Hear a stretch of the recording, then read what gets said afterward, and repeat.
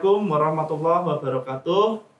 Selamat sore para pemirsa yang mengikuti channel Klinik Hukum PMIH Semarang. Bertemu lagi dengan saya Rahmat Pujianto dalam acara Klinik Hukum PMIH dalam seri Hukum, Politik, dan Pemerintahan dengan mengangkat tema membangun sikap kritis masyarakat untuk pelayanan publik yang lebih baik, perspektif hukum administrasi negara. Berbicara tentang pelayanan publik tentu tidak ada habisnya karena pasti ada kurangnya. Oleh karena itu, sebelum tercapainya indikator kepuasan masyarakat, persoalan tersebut dapat kita jumpai dari masih banyaknya aduan atau komplain dari sebagian masyarakat yang kurang puas atas pelayanan yang diterimanya. Mulai dari pelayanan kesehatan, praktek pungli, ketidakpatuhan pejabat, dan sektor-sektor yang lainnya. Menyikapi kondisi tersebut guna memberikan masukan dan perbaikan terhadap pelayanan publik yang ada dan membangun kesadaran mental agar masyarakat lebih kritis ketika mendapati praktek-praktek pelayanan publik yang tidak sesuai dengan ketentuan tersebut.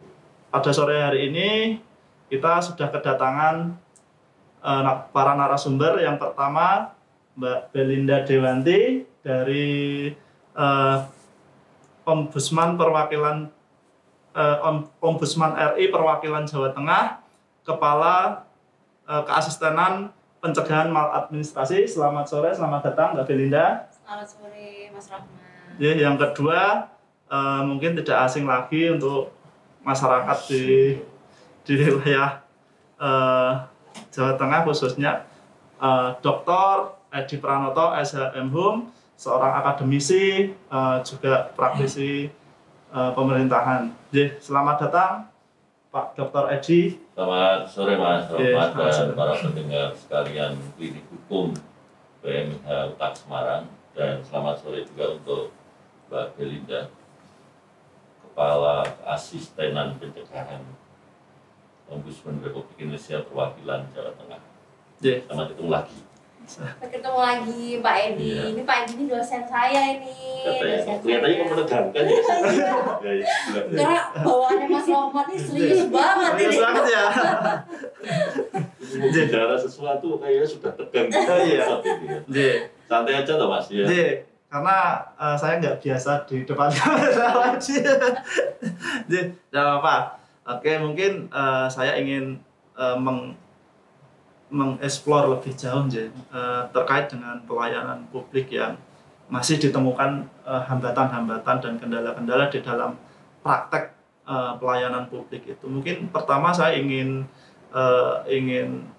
mendengar pandangan dari Pak Dr. Edi Pranoto sebagai akademisi terkait pelayanan atau persoalan-persoalan terkait pelayanan publik dari sisi hukum atau dari sisi regulasi. Monggo Pak Dr. Edi.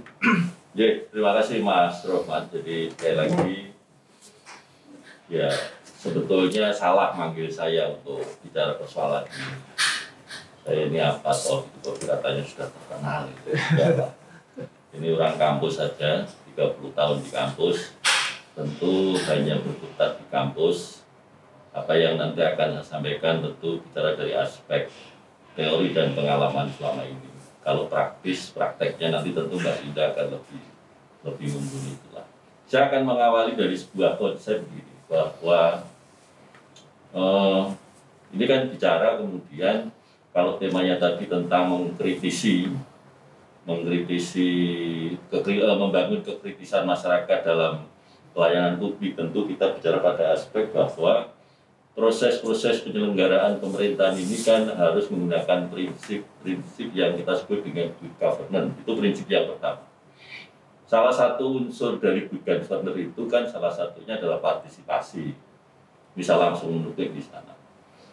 Kenapa good governance ini menjadi penting sebagai indikator untuk pelaksanaan tugas-tugas atau fungsi pemerintahan? Karena good governance ini adalah indikator prinsip bagaimana penyelenggaraan pemerintahan itu bisa menghasilkan tujuan yang hendak dicapai sebagaimana ketentuan peraturan undang-undang, ketentuan konstitusi kita. Good governance itu aktornya ada tiga. Ada tiga. Good governance itu aktornya adalah jadi kelompok masyarakat privat, pelaku bisnis. Kemudian nanti kita bicara di sana ada pemerintah sendiri dan juga adalah civil society. Jadi good governance ini dengan tiga aktor pelaku ini kemudian tentu kalau masing-masing peran itu diberikan sebagaimana mestinya peran itu, maka good governance ini akan bisa diwujudkan. Ini yang kemudian menjadi konsep yang harus kita bangun bersama akan arti pentingnya partisipasi publik dalam konteks mewujudkan pemerintahan yang baik. Ini satu. Yang kedua tentu bagaimana kemudian kita bicara pada aspek partisipasi itu harus dibangun. Ketika kita bicara pada aspek partisipasi itu harus dibangun, tentu kita memperhatikan beberapa hal yang terkait dengan partisipasi itu harus diwujudkan dengan sebaik-baiknya. Inilah yang kemudian kenapa kelompok masyarakat ini menjadi bagian penting untuk kemudian bisa mendorong partisipasi itu bisa diwujudkan. Karena kita pahami betul sosiokultur masyarakat kita ini kan beragam, Mas Rohmat dan Mbak Linda. Mbak Linda pasti paham betul.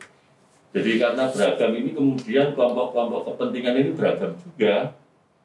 Jadi kadang dalam proses praktek ini pelayanan itu juga ada yang mau ambil jalan pintas, yang penting urusan pribadinya itu bisa terselesaikan dengan mengabaikan aturan-aturan yang ada.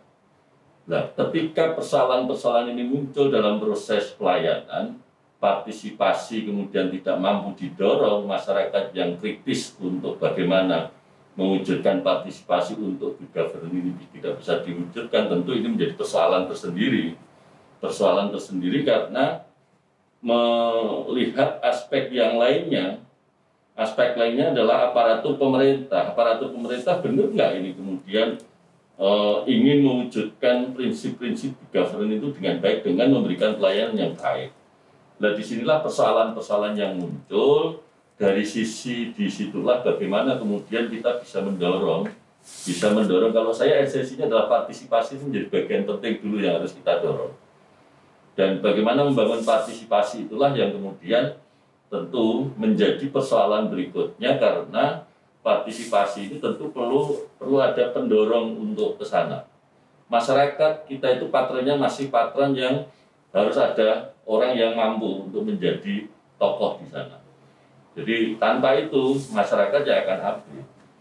Jadi banyak persoalan yang kemudian muncul di masyarakat. Contoh paling gampang kemarin lah kasus antara Artalia Dahlan yang kemudian dimaki-maki oleh seorang perempuan, gitu ya, dimaki-maki oleh seorang perempuan.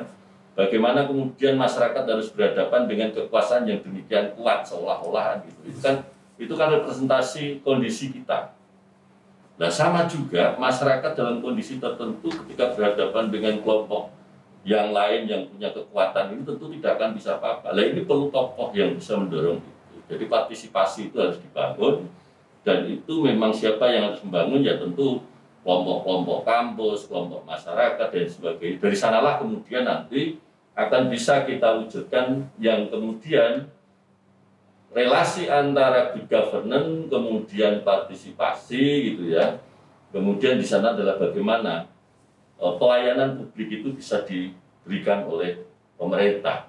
Karena apa-apa lalu badan publik gitu kan. Karena pelayanan publik ini kan satu hal yang kemudian wajib diberikan dalam prinsip ini, dalam bukunya Reinventing Governance misalnya, bahwa pemerintah itu kan penyedia jasa. Rakyat itu konsumen. Prinsipnya, kalau kualitas jasanya bagus, konsumen sebetulnya tidak ada persoalan dia harus bayar berapa. Prinsip itu, prinsip. Nah, itulah yang kemudian harus dibangun, dan ini menjadi tugas kita bersama. Bagaimana bisa mewujudkan fungsi-fungsi yang harus dijalankan oleh pemerintah itu dalam proses memberikan pelayanan publik, sehingga betul-betul bahwa pelayanan itu yang kita harapkan bersama, yang kita dapatkan seperti yang kita harapkan gitu kan, dan itu tugas pemerintah. Pada intinya bagaimana pelayanan itulah kemudian nanti partisipasi masyarakat atau mendorong pada posisi itu. Saya kira itu sebagai pengawal, Mas Roman. Baik, terima kasih Pak Edi. Untuk berikutnya Mbak Belinda, monggo Mbak Belinda bisa memberikan pandangan dan wawasan sebagai seorang praktisi ya, di bidang pelayanan publik. Monggo silakan. Ya, terima kasih Mas Rohmat. Jadi sebelum saya memberikan perspektif ya, karena di sini kita kan saling berbagi perspektif, bertukar perspektif begitu ya. Barangkali izinkan saya dulu untuk mengucapkan terima kasih nih dengan teman-teman dari Magister Ilmu Hukum Untak yang sudah memberikan kesempatan, karena saya kan alumni nih, alumni, kemudian kebetulan juga karena saya dianggap nih cocok nih temanya kan dari Ombudsman, dikontak ya sudah. Dan nggak heran lagi kalau di sebelah saya ini memang kalau dibilang populer. Nanti kita juga minta kolaps nih dengan YouTube-nya Pak Edi kan. Jadi beliau juga dosen saya. Jadi memang yang disampaikan beliau itu dari tataran teori memang seperti itu. Bicara terkait dengan pelayanan publik, sebetulnya kita sedang bicara mengenai penyelenggaraan pelayanan publik yang baik. Nah, sederhananya begitu gitu. Penyelenggaraan pelayanan publik yang baik itu indikatornya apa sih gitu kan, kalau masyarakat itu ingin tahu tuh.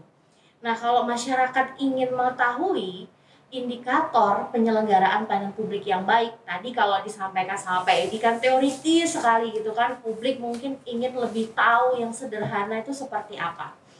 Yang pertama, untuk penyelenggaraan pelayanan publik yang baik itu bisa dilihat bagaimana sih akses masyarakat untuk memperoleh informasi.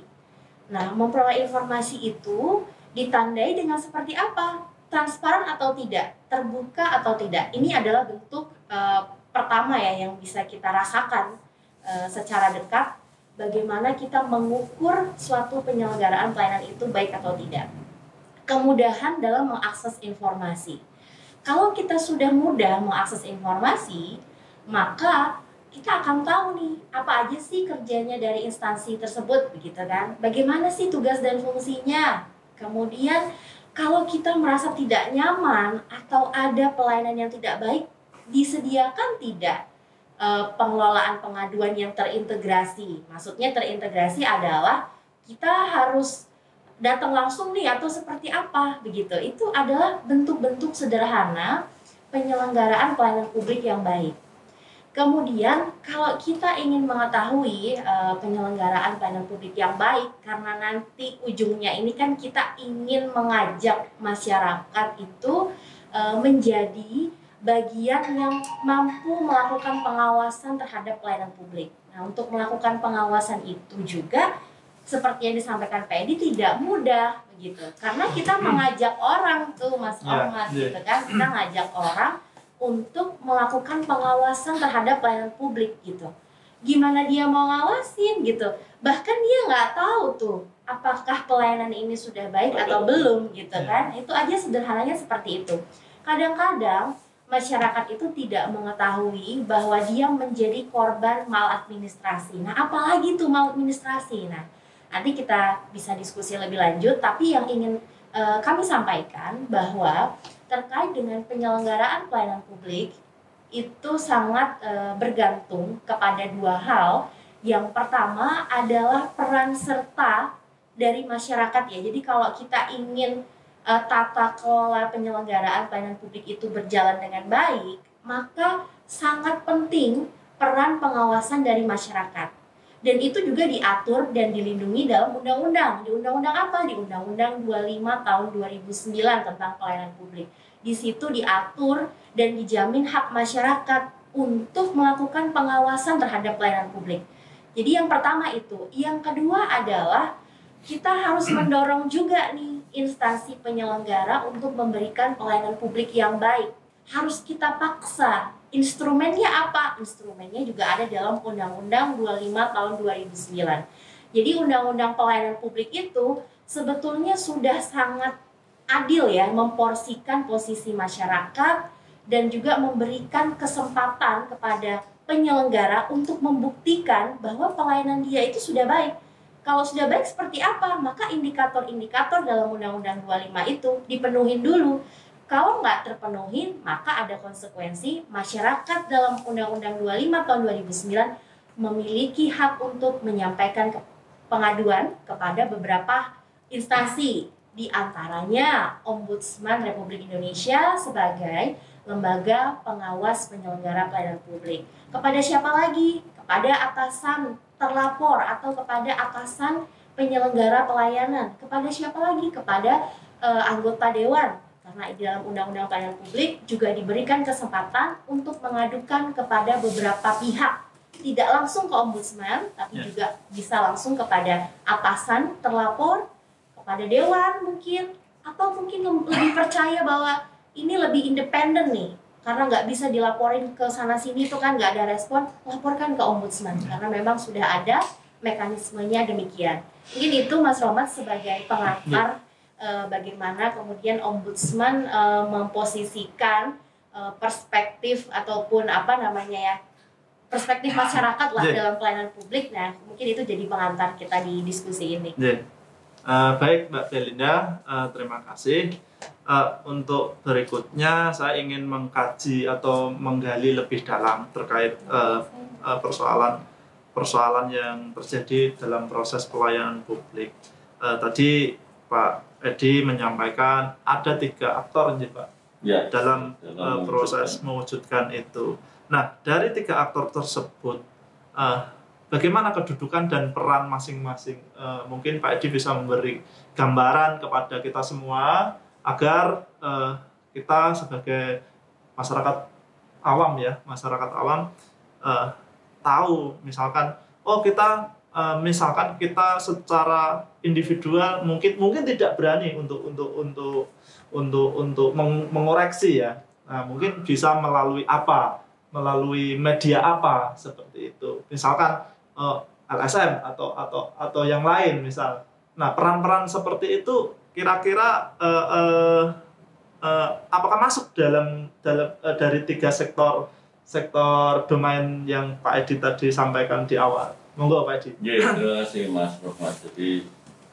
Jadi paling tidak begini, sebagai lanjutan dari yang sudah disampaikan di awal dan juga Mbak Linda juga sudah banyak hal, paling tidak apa sih yang bisa dilakukan oleh masyarakat, yaitu melakukan pengawasan terhadap pelayanan publik. Tadi dari tataran konsep sudah saya sampaikan, misalnya bahwa government itu aktornya ada 3, pelaku bisnis, pemerintah, dan civil society. Civil society itu kan kalau kemudian itu kan gerakan masyarakat sipil yang pangidjawen tahannya di Indonesia atau di dalam kehidupan bermasyarakat kita itu kita kenal dengan nama NGO. Salah satunya. Jadi, NGO itu kan terminologi di Indonesia, kemudian ya kita kenal LSM lah. Itu LSM. Jadi LSM lah. Tentu menjadi bagian aktor penting ketika relasi antara NGO dengan pemerintah ini harus terbangun dengan baik dulu. Karena begini, kalau pemerintahnya terlalu kuat gitu ya, masyarakat sipil lemah, itu kan kemudian menjadi otoriter. Tapi kalau masyarakat sipilnya kuat, pemerintahnya lemah, ya nanti banyak chaos kan gitu ya. Jadi banyak kebijakan-kebijakan yang diambil karena tekanan-tekanan masyarakat. Dan ini yang harus kemudian dipastikan dulu bahwa hubungan antara pemerintah dengan masyarakat sipil ini harus seimbang. Seimbang dalam konteks adalah tidak ada yang dominasi di antara itu. Sehingga nanti prosesnya itu akan berjalan secara demokratis. Ketika bicara demokratis, maka lembaga swadaya masyarakat sebagai artikulasi dari civil society di Indonesia ini mampu mengartikulasikan tujuan-tujuan yang hendak dicapai dengan pembentukan LSM itu. Kenapa? Sebetulnya esensinya kan sama yang mau diwujudkan antara pemerintah dengan LSM. Apa sih? Ya tentu mewujudkan kesejahteraan masyarakat. Hanya pendekatannya saja yang beda. Nah, saya kemudian masuk pada pelayanan publik. gitu kan. Tadi sudah saya berikan gambaran kan gitu kan. Saya gambarkan bahwa masyarakat kita itu beragam loh. Masyarakat kita itu kadang perlu pendorong untuk bisa berani. Kan gitu. Nah, untuk bisa berani itu maka kemudian ada yang bergabung dalam lembaga-lembaga itu. Disitulah kemudian LSM yang punya kepedulian terhadap pelayanan publik, dia akan mendorong melakukan fungsi-fungsi pengawasan yang dilakukan oleh masyarakat untuk pelayanan publik. Kalau itu bisa dilakukan, tentu menjadi sangat penting. Sangat penting bagaimana kita bersama-sama bisa mendorong agar pelayanan publik itu baik. Beberapa contoh yang saya kebetulan terlibat di FKP PDAM misalnya, Forum Komunikasi Pelanggan PDAM Kota Semarang. Itu terdiri dari beberapa komunitas ya, dari ada akademisi, ada LSM dan sebagainya. Itu juga lumayan efektif juga loh. Efektif ya Pak? Efektif ketika ya pandangan-pandangan kita sampaikan pada PDAM itu berpengaruh. Ketika contoh paling simpel kemarin begini misalnya, saya tes case saja. Saya tes case ke pelayanan di PDAM, itu contohnya kemarin. Saya nunggu nih, karena memang di situ jam istirahat. Tapi sebetulnya dari FKP itu sudah beri masukan. Karena ini adalah fungsi pelayanan publik, kok nggak ada jam istirahat, tinggal digilir saja. Digilir saja petugas yang di situ, sehingga masyarakat yang datang itu tidak harus menunggu gitu ya. Dan itu efektif karena kemudian itu diangkat pada level manajemen. Nah, proses-proses ini menjadi penting. Jadi kadang-kadang pendongkrak bagaimana pelayanan publik bisa dilakukan dengan baik itu memang perlu aktor. Salah satunya adalah mereka-mereka ya tentu tadi yang bergabung di LSM yang memang punya kepedulian ya. Walaupun kita juga paham juga LSM beragam juga, gitu ya. Beragam juga ini yang harus diperhatikan juga. Itu ya kalau itu dalam tanda petik kan itu oknum gitu ya. Jadi nggak bisa kemudian kita generalisasi bahwa semua LSM itu kemudian menjadi tidak baik di masyarakat. Saya kira itu Mas Roma. Jadi bagaimana peran pendorongnya itu, kemudian harus bagaimana ya tentu ini relasi pemerintah dengan pemerintah yang menyediakan jasa, fungsi-fungsi pelayanan itu dengan masyarakat harus seimbang.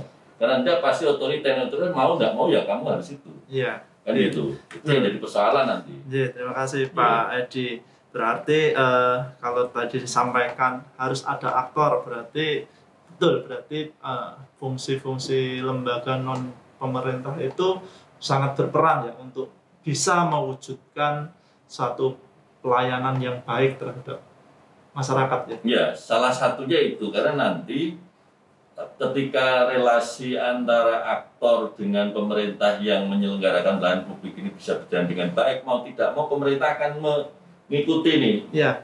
Ketika fungsi pengawasan berjalan ini kok nggak ada SOP, nggak ada biaya misalnya dalam fungsi-fungsi pelayanan itu harusnya ada standarisasi biaya macam-macam, enggak nih masyarakat susah untuk mengakses misalnya badan publik ini tidak menyediakan informasi yang menjadi hak publik ini ya. Itu kan kalau ini kemudian tidak ada tokoh-tokoh itu ya kan jadi persoalan ngapain kan kira-kira gitu loh Kak Linda ya. Mungkin loh ya. Terima kasih Pak Edi. Selanjutnya saya ingin ke Mbak Belinda. Tadi Mbak Belinda menyampaikan sedikit menyinggung bahwa mekanismenya bisa melalui hierarkis ya Mbak ya.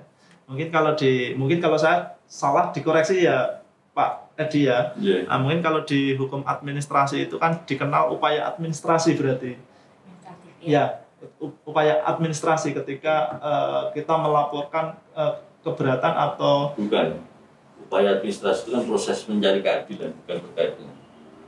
Tadi kan Mbak Belinda menyampaikan bahwa mekanisme ketika boleh seperti itu. Ke atasannya atau? Dilaporkan ke atasannya atau ke jenjang yang lebih tinggi. Nah mungkin Mbak Belinda bisa mengulas lebih dalam untuk kita semua agar lebih paham seperti itu. Monggo Mbak Belinda.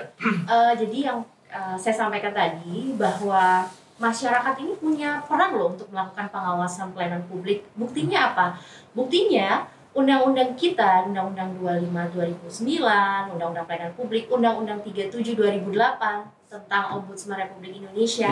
Di sana diberikan ruang kepada publik sebagai pengguna layanan untuk menyampaikan pengaduan. Salah satunya seperti itu ya. Jadi pengawasan pelayanan publik itu tidak hanya sebetulnya dimaknai dengan mengadu, menyampaikan pengaduan, tetapi juga masyarakat memiliki kesempatan juga di dalam Undang-Undang 25 tersebut untuk dilibatkan dalam menyusun peraturan perundang-undangan. Nah, ini mungkin yang memang tidak banyak ya diketahui masyarakat ketika suatu lembaga negara, pemerintahan itu dia membuat suatu prosedur, mekanisme, SOP dan lain sebagainya, juknis bahkan, tapi tidak melibatkan peran serta masyarakat. Kalaupun mungkin dilibatkan, dia mungkin lebih condong memilih ya yang sudah pasti ACC lah dengan konsepnya kita kan begitu.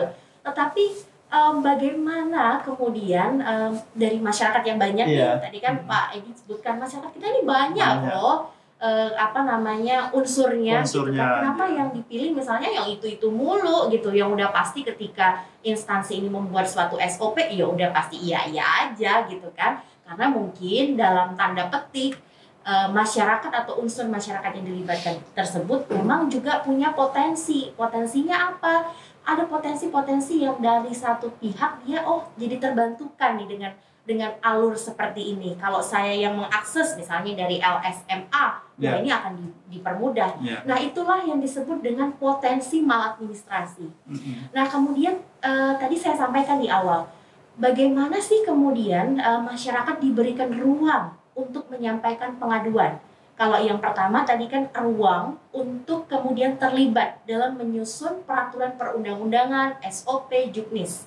Yang kedua adalah ruang berpartisipasi, melakukan pengawasan, tapi dalam tanda petik dia menyampaikan aduan. Jadi dua hal, dia terlibat dalam penyusunan, dan ini belum adanya maladministrasi masih bersifat potensi. Yang kedua, kalau itu sudah terjadi maladministrasi, maka masyarakat di dalam undang-undang diberikan kesempatan untuk mengadu. Mengadunya kepada siapa? Nah, di dalam Undang-Undang 25 sudah jelas, dia boleh mengadu kepada siapa? Kepada atasan terlapor, boleh. Kemudian kepada siapa lagi? Kepada anggota dewan, diperkenankan. Saya nggak percaya juga nih sama atasan terlapor, ntar jeruk makan jeruk. Anggota dewan mungkin ya gitu-gitu aja paling dalam merespon. Ya sudah, maka pilihan ketiga dalam Undang-Undang Pelayanan Publik diberikan kesempatan untuk menyampaikan pengaduan kepada ombudsman. Nanti biar ombudsman yang akan menyelesaikan pengaduan sesuai dengan mekanisme dalam Undang-Undang 37 tahun 2008, Undang-Undang tentang Ombudsman Republik Indonesia. Kemudian tadi disinggung Mas Rohmat, boleh nggak masyarakat menggunakan upaya administrasi? Nah, upaya administrasi tersebut mungkin lebih kita kenal dengan putusan tata usaha negara. Nah, arahnya itu ke sana gitu. Apakah kemudian pertanyaannya ini terlalu dalam banget ya ntar kalau kita bahas. Apakah kemudian ketika masyarakat itu menyampaikan gugatan ke PT UN dalam tanda kutip misalnya, kemudian menggugurkan putusan atau hasil pemeriksaan ombudsman? Nah, maka jawabannya sesuai dengan Undang-Undang 37 tahun 2008. Misal sudah ada nih putusan ombudsman A menyatakan bahwa pejabat publik X terlibat dalam suatu perbuatan yang bla bla bla dan terbukti melakukan maladministrasi. Kemudian masyarakat juga satu sisi dia menempuh gugatan melalui jalur tata usaha negara. Apakah kemudian putusan dari ombudsman ini gugur dan putusan tata usaha negara itu yang dipergunakan? Tidak. Jadi tetap untuk putusan dari ombudsman, karena sifatnya adalah kita sebagai lembaga pengawas, yang kita lihat adalah perilaku dari pejabat publik. Jadi etika dari pejabat publik, hubungan personal dia ketika memberikan pelayanan itu tetap harus ditindaklanjuti. Kemudian bagaimana dengan dari putusan tata usaha negara tersebut? Nah, untuk dari putusan tata usaha negara tersebut kita lihat nih seperti apa, apakah dia membatalkan suatu SK misalnya, maka apakah itu kemudian yang bersangkutan tidak dijatuhi misalnya ya, dijatuhi dalam tanda petik juga untuk pertanggungjawaban perbuatannya secara administratif. Jadi tetap diproses meskipun ada putusan dari tata usaha negara. Berarti, ini yang mungkin sangat sering dianggap tumpang tindih. Iya. Sebetulnya tidak, karena undang-undangnya sudah jelas. Berarti gitu. berjalan beriringan. Berjalan beriringan, tetapi tidak kemudian menggugurkan salah satunya. Gitu. Saya lanjutkan Mbak Belinda. Saya tertarik tadi Mbak Belinda menyinggung tentang maladministrasi. Pak ini sabar dulu ya Pak ya. Tentang maladministrasi. Mungkin masyarakat secara umum maladministrasi itu apa sih? Indikatornya yang bagaimana? Mungkin Mbak Belinda bisa memberi gambaran yang lebih utuh ya. Ya, kalau saya nanti akan menyampaikan maladministrasi secara lebih sederhana. Nanti biar porsinya Pak Edi yang lebih mengkuliti secara teori bagaimana itu biar Pak Edi itu ahlinya gitu kan. Kalau saya ingin menyampaikan maladministrasi itu berdasarkan yang ada dalam undang-undang. Nah, dalam undang-undang pegangan kalau kita bicara soal tata kelola pemerintahan yang baik, maka pegangan kita adalah Undang-Undang 25 2009, kemudian Undang-Undang Ombudsman, kemudian juga tentang asas-asas umum pemerintahan yang baik. Itulah yang kemudian menjadi harusnya internalisasi penyelenggara itu dia mengadopsi dari beberapa peraturan yang sudah ada. Kemudian maladministrasi itu apa sih gitu kan? Nah, sederhananya kita mengetahui maladministrasi tersebut adalah misalnya nih, kalau kita lebih gampang tuh menyebutnya tuh bolon-bolonan ya. Misalnya kamu tau nggak temannya aku, ya akan dipersulit gitu. Nah, itu kalau dalam maladministrasi disebut dengan diskriminasi. Nah, diskriminasi dalam layanan. Kalau kamu nggak pro aku nih gitu kan, ya kamu nanti harus ngikutin prosedur 1, 2, sampai 5 gitu kan. Tapi kalau kamu temannya aku, maka kamu nggak usah ngikutin prosedur 1 sampai 5 loh gitu. Cukup 1 kali ketemu aku sudah jadi nih berkasnya. Itu juga nggak boleh. Itu namanya diskriminasi. Kemudian apalagi sih bentuk maladministrasi mungkin supaya publik lebih tahu. Yang namanya maladministrasi itu bisa kok kita rasa-rasain nih. Gimana ya kalau maladministrasi itu, misal nih kita kok udah nyampein persoalan kita ya, kita komplain gitu ke suatu instansi gitu. Udah kita tunggu-tunggu nih sebulan, 2 bulan, setahun bahkan gitu kan, tapi nggak ada proses. Itu namanya penundaan berlarut. Berlarut-larut dalam memberikan pelayanan itu juga termasuk maladministrasi. Jadi maladministrasi itu sebenarnya ada banyak ya, tidak hanya kesalahan dalam surat menyurat gitu kan. Orang memaknainya, oh ini surat menyurat nih, atau juga mungkin pengarsipan gitu kan, dokumen-dokumen. Padahal yang dimaksud maladministrasi itu adalah perilaku, etika pejabat publik yang dia tidak melaksanakan tugas sesuai dengan peraturan perundang-undangan. Termasuk juga pungli, kemudian penyimpangan prosedur, yang prosedurnya harusnya begini, ya udah gini aja deh biar cepat. Nah, itu juga bagian dari maladministrasi. Bahkan kalau diseriusin banget gitu kan, kalau kita pengen kaji tuh, kalau kemudian korupsi itu terjadi, sebetulnya pintu masuk utamanya itu dari maladministrasi dulu kok gitu. Buktinya apa? Seseorang yang melakukan tindak pidana korupsi, pasti dia pertama kali telah melakukan apa? Pelanggaran terhadap norma hukum. Nah, pelanggaran terhadap norma hukum itulah yang dimaksud juga sebagai maladministrasi, pengabaian dari kewajiban hukum. Jadi sebenarnya kompleks banget kalau bicara soal maladministrasi. Ini waktunya 1 jam nggak akan habis. Tapi paling tidak kalau masyarakat yang sudah lihat channelnya dari Magister Ilmu Hukum Untak, jadi tahu nih untuk berjaga-jaga ya kalau ada maladministrasi itu saya harus kemana dan seperti apa mendeteksinya gitu. Monggo Pak Edi terkait dengan maladministrasi mungkin dari sisi akademis dan sisi keilmuan seperti apa? Terima kasih Mas Rohman. Jadi sudah lengkap sih dari tataran yang harus dipahami oleh masyarakat tentang maladministrasi. Masyarakat akan paham dan mengerti sebetulnya, bisa merasakan. Dari pelayanan yang diberikan itu kan sebenarnya masyarakat akan bisa merasakan ini saya dipersulit atau tidak, ini sudah sesuai dengan SOP atau tidak. Sebenarnya paling gampang itu kan begini, untuk melihat bahwa dari tataran teoritis tadi paling tidak sudah disampaikan oleh Mbak Belinda gitu ya. Ini loh yang penting ketika akan masuk kualifikasi maladministrasi itu, kalau bertentangan dengan salah satunya adalah peraturan perundang-undangan kan itu yang tadi sifatnya itu kan berupa etika dan perilaku pejabat. Sebetulnya kalau kemudian kita pahami betul bagaimana seorang pejabat itu sebelum menduduki jabatannya itu kan sudah diambil sumpah. Tataran etikanya itu kan di sana dia harus paham betul sebetulnya ketika diambil sumpah itu kan dia harus tunduk dan taat kepada misalnya Pancasila, Undang-Undang Dasar Negara Republik Indonesia, peraturan perundang-undangan yang berlaku. Nah, ketika bicara peraturan perundang-undangan yang berlaku, tentu peraturan perundang-undangan yang mengikat dari kewenangan yang dia miliki itu. Ketika dia harus memberikan pelayanan publik, maka standarnya adalah standar Undang-Undang 25/2009 misalnya itu yang mau tidak mau, suka tidak suka ya harus dilakukan. Apa yang harus dipenuhi oleh mereka gitu kan dalam proses memberikan pelayanan publik itu. Ini yang penting juga. Jadi, tapi saya yakin begini, saya yakin pada level tertentu masyarakat ini makin cerdas, makin berani, dan sekarang media itu kan tidak hanya pada satu media saja, banyak platform yang kemudian bisa dipakai, dan itu sebetulnya di sisi yang lain itu adalah fungsi kontrol juga, fungsi pengawasan juga yang dilakukan oleh masyarakat terhadap pelayanan-pelayanan yang diberikan oleh badan publik gitu ya. Ketika nggak berani berhadapan-hadapan, misalnya mau ketemu Mbak Belinda ini harus ke Atmodirono, gitu kan. Mbak Belinda sekarang sedang di luar kota, biasa saja dengan menggunakan platform media itu yang kemudian Mbak Belinda mungkin langsung, oh ini kok ada channel YouTube ini, ada Instagram ini kan, kemudian bisa ditindaklanjuti juga. Pada titik itu kan sebetulnya bagaimana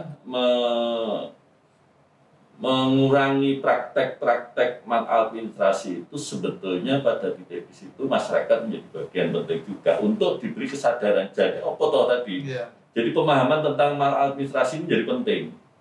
Jadi penting ya, kalau memang ada SOP, ada aturan yang jelas ya itu diikuti gitu kan. Jangan kemudian karena merasa ini temannya, merasa ini sohibnya, maka pakai terobos. Tapi kultur itu ada di kita. Kultur itu ada di kita. Bukan masih ada, tapi memang ada. Ada. Nah ini yang harus kita bangun betul. Jadi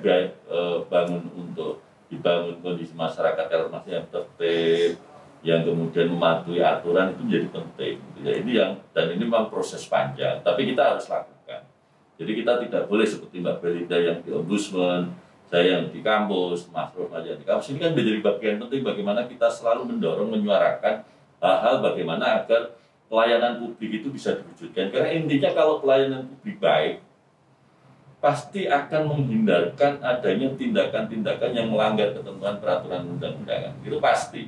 Karena standarnya jelas, pelayanannya jelas, nggak mungkin akan terjadi proses-proses deal-deal tertentu. Apalagi sekarang dengan didorong menggunakan pelayanan publik online, ini kan juga menjadi bagian penting juga sebetulnya. Walaupun kadang-kadang ini juga menjadi persoalan teknis juga, gitu kan. Jadi saya pernah di lembaga lain gitu, bagaimana kemudian ketika pelayanan ini secara online tanpa melibatkan proses-proses tatap muka itu jadi persoalan juga loh. Bisa saja dokumen yang dimasukkan ini tidak sebagaimana misalnya verifikasinya tidak secara lengkap dilakukan, ya celonong saja bisa dikeluarkan perizinan dan sebagainya. Ini yang bagian-bagian yang harus kita evaluasi, tapi pada titik tertentu ini bagian-bagian penting untuk mewujudkan pelayanan publik yang baik, karena dengan itu maka proses-proses kehidupan berpemerintahan dengan prinsip-prinsip good governance itu bisa diwujudkan. Pada titik itu menjadi penting, Mas. Penting ya. Jadi terkait dengan hal tersebut menjadi, kalau sekarang itu kan sudah tadi Pak Edi menyampaikan, sekarang eranya digital, semua bisa mungkin by WA, by ini, seperti misalkan di Jawa Tengah kita tahu ada lapor Pak Gubernur, ada lapor Pak Wali Kota. Nah, itu kan sebuah media-media untuk mungkin media kalau konvensional itu kan salah kotak pengaduan. Gitu. Nah, saya ingin menggali lebih dalam terkait dengan ketika sudah ada aduan, secara internalnya sendiri, mungkin kalau secara internal mungkin Mbak Belinda yang tahu persis ya, tindak lanjut atas laporan-laporan itu apakah apakah ditindaklanjut secara sesuai ketentuan atau ya hanya sebatas ini seperti itu. Karena saya melihat begini, di beberapa kan kalau di lapor Pak Gub itu kan boleh diakses publik ya. Apa yang sudah dilakukan, apa sudah dijawab, apa sudah ditindaklanjuti seperti itu. Nah, tetapi kita ingin tahu sebetulnya secara praktisnya itu seperti apa. Monggo Mbak Ken. Ya, jadi untuk apa ya? Ini juga ada juga kelemahan sih. Menurut saya gini, sekarang tuh penyelenggara pelayanan publik ya, pejabat-pejabat publik ini sedang berlomba-lomba mengeluarkan inovasi gitu kan. Seringkali pejabat publik itu menilai bahwa semakin banyak inovasi, maka semakin baiklah layanan publik yang ada di instansi tersebut gitu kan. Atau pelayanan publik itu yang dikatakan baik harus selalu digital gitu kan. Itu adalah mindset pejabat publik saat ini gitu kan. Mungkin karena mencoba transisi dari yang konvensional tadi ke era digital. Itu sebenarnya bagus sih, itu ada semangat di situ. Tapi kalau yang saya lihat ya dari kacamata pribadi saya begitu kan, bahwa sebetulnya yang dilakukan pejabat publik saat ini itu hanya menggugurkan kewajiban gitu kan. Bisa kita lihat misalnya seperti ini. Kalau misalnya teman-teman, karena tadi Mas Rohmat singgungnya, ada lapor grup, ada lapor handy. Nah, saya sebut aja nih lapor go.id ya kan. Nah, ini kan memang kanalnya itu disediakan dengan dasar hukum dari presiden. Ada perpres. Perpresnya itu isinya adalah bahwa seluruh instansi penyelenggara pelayanan harus memiliki sarana pengaduan. Kamu nggak usah bikin yang macam-macam nih, lapor Rohmat, lapor Edi, lapor Bella gitu kan, atau lapor siapa gitu. Tapi ada tuh namanya lapor.go.id. Saya udah punya lapor handy atau lapor nggak apa-apa, tapi integrasikan dengan lapor.go.id. Ada kelemahan juga di lapor.go.id. Apa kelemahannya? Kalau kita komplain di situ misalnya, ini kan main system ya, by system gitu kan. Kita kadang-kala sudah nyampein aduan nih, tapi secara sistem bisa ditutup loh, gitu kan. Nah, itu juga dari sisi kelemahan ada. Kenapa ditutup? Karena mungkin sebagai sebagai pemohon kita tidak puas bahwa layanan itu yang pengaduan yang kita sampaikan itu belum menyentuh pada substansi permasalahan, gitu kan. Kita misalnya menyampaikan bahwa di lokasi A ini banjir terus-menerus gitu misalnya gitu kan. Tapi dari sistem mungkin baik kami akan merespon aduan tersebut dengan melakukan pemeriksaan gitu kan. Setelah dilakukan pemeriksaan udah habis itu enggak. Jadi hanya merespon aja aduan tapi tidak menyentuh kepada substansi yang diadukan. Nah, ini juga dalam tanda petik hati-hati loh pejabat publik, itu nggak boleh hanya sekedar menggugurkan kewajiban. Oh, saya sudah respon kok gitu, udah selesai, sudah saya jawab gitu kan. Supaya menggugurkan kewajiban, karena dalam undang-undang pelayanan publik tadi, pejabat publik ini kan diberikan waktu nih, tenggat waktu untuk merespon gitu kan. Wah, ini belum 30 hari nih, belum 30 hari, udah aku jawab aja nih, yang penting kan udah selesai. Nah, ini juga nggak boleh. Jadi yang namanya merespon aduan itu bukan hanya pada di step pertama, tapi juga di step berikutnya, menyentuh pada akar substansi persoalan. Jadi kami kira itu juga ada kelebihan dan kekurangan, apalagi yang paling terlihat mungkin di sistem OSS saat ini, Undang-Undang Cipta Kerja, di PP turunannya, di PP 5 tahun 2021, itu menurut hemat kami memang untuk usaha-usaha yang berbasis resiko ataupun resikonya rendah, menengah, itu memang sangat mudah untuk memohonkan suatu produk perizinan gitu kan. Karena di daerah sudah tidak punya kewenangannya terbatas sekali, sempit gitu. Sudah lebih cepat diterbitkan izin. Sementara ini akan berbahaya kalau mekanisme pengawasannya setelah dapat izin tidak dilaksanakan dengan maksimal. Nah, inilah kelemahan-kelemahan bahwa digital itu kalau dari etika pejabat publiknya nggak baik nih gitu, ya udah sama aja, mau kita balik lagi nanti ke kotak saran gitu aja.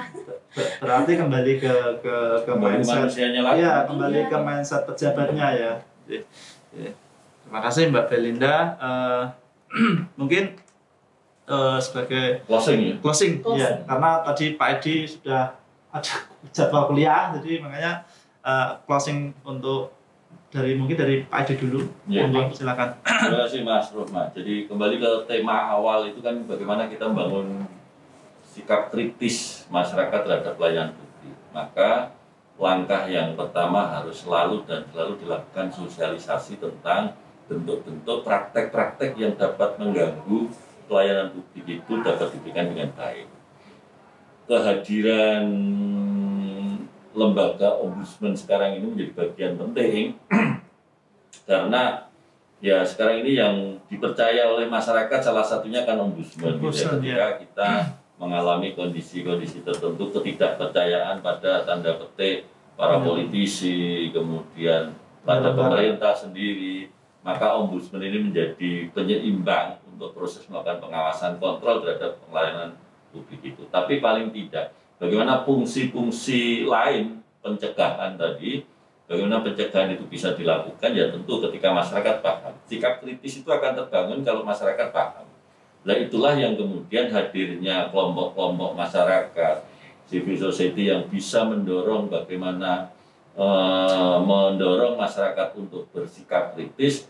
Tentu ini adalah bagian-bagian penting yang harus didorong juga oleh masyarakat secara menyeluruh gitu kan. Jadi kepedulian kita yang di kampus ini menjadi bagian penting juga, bagaimana selalu mengingatkan masyarakat bahwa agar kita dalam proses mendapatkan pelayanan publik tentu dengan menggunakan tata aturan norma yang ada. Itu yang harus kita pahamkan pada masyarakat. Ketika masyarakat sudah paham kritis betul apa yang harus dilakukan, tentu masyarakat akan punya keberanian.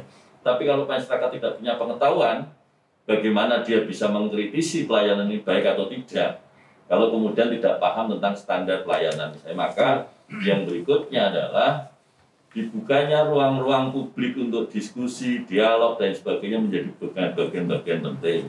Kehadiran media konvensional sekarang ini yang kemudian dengan mengarah pada media yang sekarang ini kita bisa lakukan, ini menjadi bagian penting juga. Jadi Mbak Belinda dari Ombudsman mungkin punya channel Ombudsman Perwakilan Jawa Tengah itu yang bisa disebarluaskan paling tidak. Ya kalau tidak di Ombudsman Perwakilan Jawa Tengah ya Belinda selaku Belinda TV gitu kan ya. Boleh.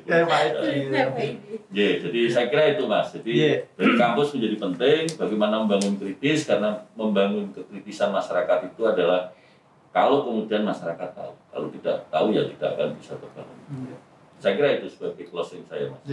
Monggo Mbak Belinda. Ya, kalau saya closing dari saya adalah karena kita mengajak masyarakat untuk berpartisipasi dalam pengawasan pelayanan publik, maka masyarakat tuh harus punya keberanian dulu deh gitu kan, gitu, punya keberanian dulu gitu. Kalau udah punya keberanian tuh mau komplain, mau terlibat dalam penyusunan SOP itu udah enak gitu. Kadangkala masyarakat kita itu belum apa-apa itu udah takut duluan gitu. Takutnya kenapa? Wah kalau saya komplain ntar saya dikira begini gitu kan. Nah budaya pekewoh gitu kan. Satu sisi memang baik gitu, tapi sisi lainnya juga jangan kita jadikan penghambat ya untuk dalam mengkritisi pelayanan, mengkritisi tata kelola pemerintahan, itu jangan gitu kan. Saya sendiri di luar ombudsman gitu kan, saya juga pernah sebetulnya menyampaikan aduan kepada Untak gitu kan. Nah, itu nggak masalah gitu. Kan kita menyampaikan kritik membangun gitu. Kecuali saya menjelek-jelekan Pak Edi nyebelin nih gini Mas Rohmat begini. Nah itu yang nggak boleh.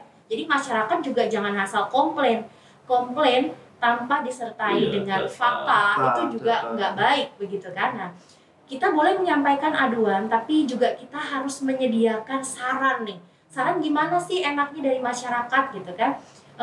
Jadi sama-sama enak, karena ada hak dan kewajiban. Undang-undang pelayanan publik itu memberikan ruang kepada publik untuk menyampaikan aduan, tapi publik juga harus bertanggung jawab dong sama yang dia sampaikan gitu. Penyelenggara juga diberikan kewajiban untuk memberikan layanan berkualitas, tapi penyelenggara pelayanan pejabat publik juga punya kok porsi yang sama, punya hak gitu.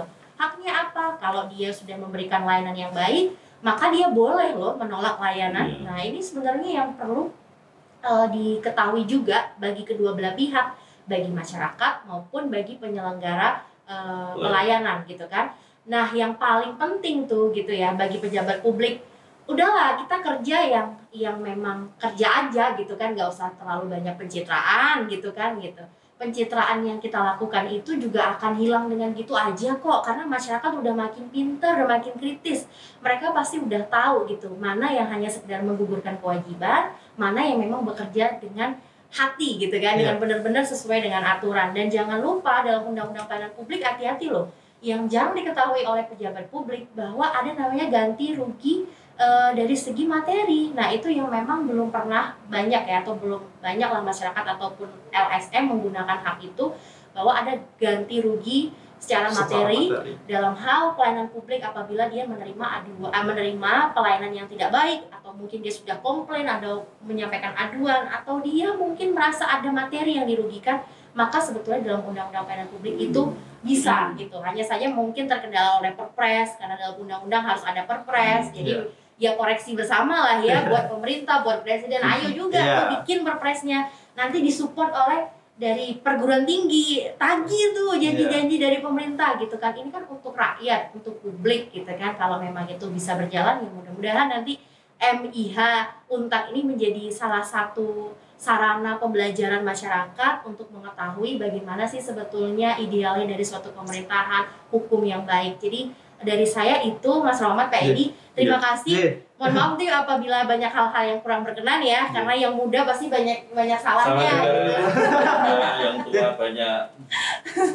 Terima kasih Mbak Belinda. Baik, sebetulnya untuk menutup, sebetulnya channel Klinik Hukum PMIH ini inisiasinya memang untuk memberikan edukasi kepada masyarakat luas dengan tagline kita edukatif, fasilitatif. Kita mencoba memberi fasilitasi juga kepada masyarakat ketika isu-isu apa sih yang ada di masyarakat. Nanti masyarakat boleh memberi masukan isu-isu untuk kita diskusikan, di channel ini. Yang terakhir kita juga semangat kita adalah memberi solusi apa terhadap permasalahan-permasalahan yang menjadi isu di masyarakat melalui channel ini. Seperti itu Mbak Belinda. Tetapi untuk yang terakhir saya ucapkan terima kasih untuk Mbak Belinda, Pak Edi di sela-sela kesibukannya sudah berkenan untuk mengisi kegiatan channel YouTube kita. Nanti para pemirsa atau mungkin yang nonton bisa juga kunjungi channelnya Pak Edi, apa Pak Edi? Kang Edi Pranoto. Banyak di situ dikaji terkait permasalahan-permasalahan hukum ya Pak ya? Iya. Ya, termasuk. Kalau Mbak Belinda mungkin? Saya OTW. Harus kita bimbing Pak Edi dulu. Siap. Mungkin itu teman-teman, Bapak Ibu, saya untuk kegiatan Klinik Hukum pada hari ini saya akhiri. Wassalamualaikum warahmatullahi wabarakatuh. Jangan lupa di like, di subscribe, di komen dan di share. Nah, nanti juga punya Pak Edi juga sama ya Pak ya. Oke. Wassalamualaikum warahmatullahi wabarakatuh. Waalaikumsalam. Terima kasih.